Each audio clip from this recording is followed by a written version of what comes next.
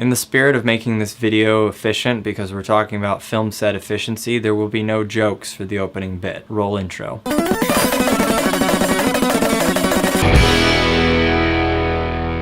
I also decided to speed up through the intro because it's not efficient.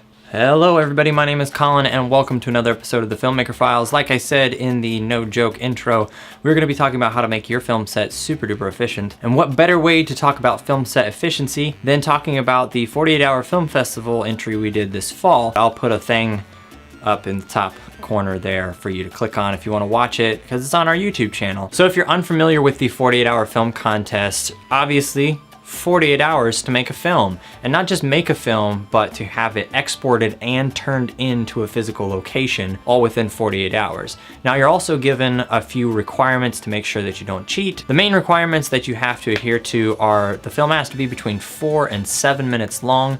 You get a genre, you get a character with an occupation, you have a prop, and then you have a line that you have to squeeze into your film. Ours was science fiction, which was a fun one. I was really excited when we got that one. It was between that and silent film. Those were our two choices, and we all jumped on sci-fi. The prop that everybody had was a keychain. The line that you had to work into your film was, "I can't hear you." And then the last one, probably the weirdest one, but also my favorite, was you had to have a character named Tom Browning, or I can't remember the female version of it, but you had to have somebody with that name and then a plumber. You had to imply in some way, either visually or through some line of dialogue, that they were a plumber, which I love weird off like the wall stuff like that. So that was super fun to play around with. And I thought we came up with a very creative use of our character. And we managed to squeeze the logo for Amateur Hour Productions in a stupid offhanded joke. Tom Browning from All Hours Plumbing. Now for me personally, this was the very first 48-hour film that I had ever done. And again, I'm super proud of what we were able to pull out in 48 hours. But here I am just rambling about the whole experience when I could just be giving you 3 quick tips, and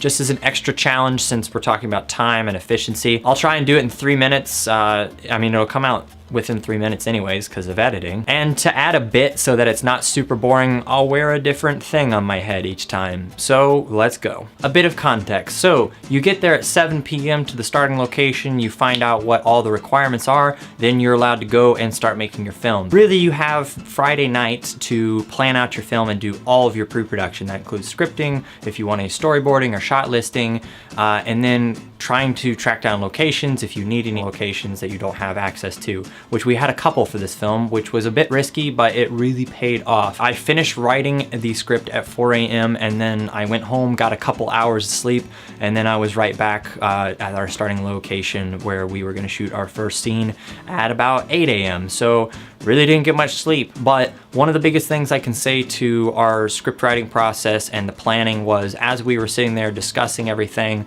we were checking with a couple people to see if we can get into a couple locations.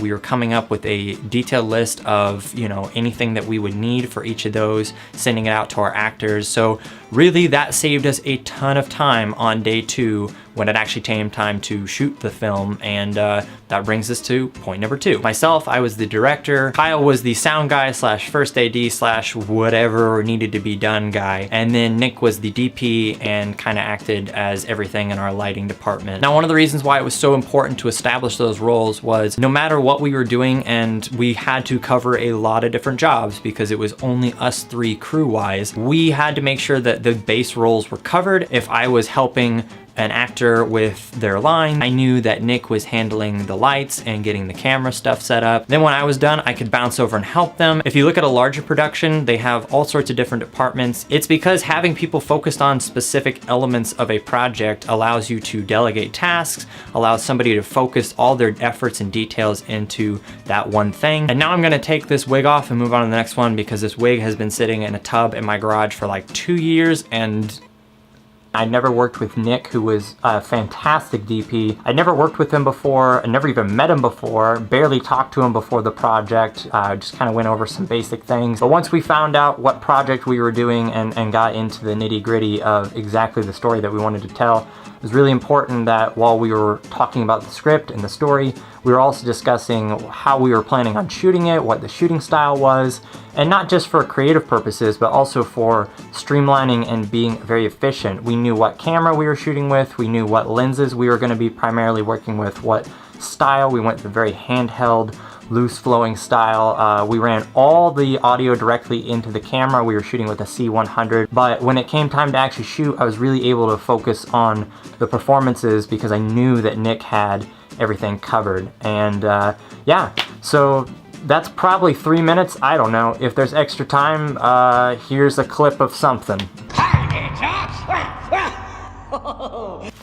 So that is my 3 tips for being efficient. Like I said, the 48-hour film contest is a really fun exercise in being efficient, but also being very creative and being really kind of pushed to your limits as a filmmaker. You can check out the final product on our YouTube channel of how our film turned out, and I'd love to know what you guys think. Like I said, I'm very proud of the story that we told. I thought it was really creative and very different for a 48-hour film. I've seen a lot of comedy. This was definitely in more the drama category, but I thought we had kind of an interesting take on it. So also, like, you know, Wednesdays is when I have been trying to upload these videos, but like, I don't know, I'm just kind of busy all the time and bad at sticking to the Wednesday schedule. Maybe I'll just move to Friday. I don't know. Do you guys even care? But you know, I got to thinking and I really enjoyed talking about the 48-hour film contest project that we did.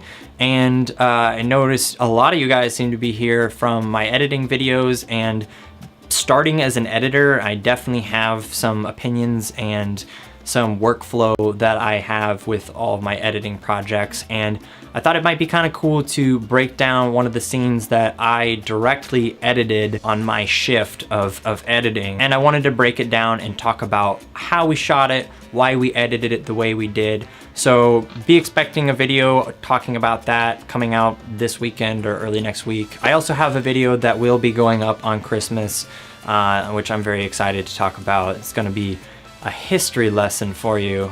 I probably know what you're thinking. I don't know, maybe you'll nail it. Maybe you know. Can you read my mind? So that's gonna do it for today. I thank you guys for watching. If you liked the video, maybe you give it a lock? Maybe give it a like or a lock. I don't know. I'm not your mommy. That's all I have. Okay, bye.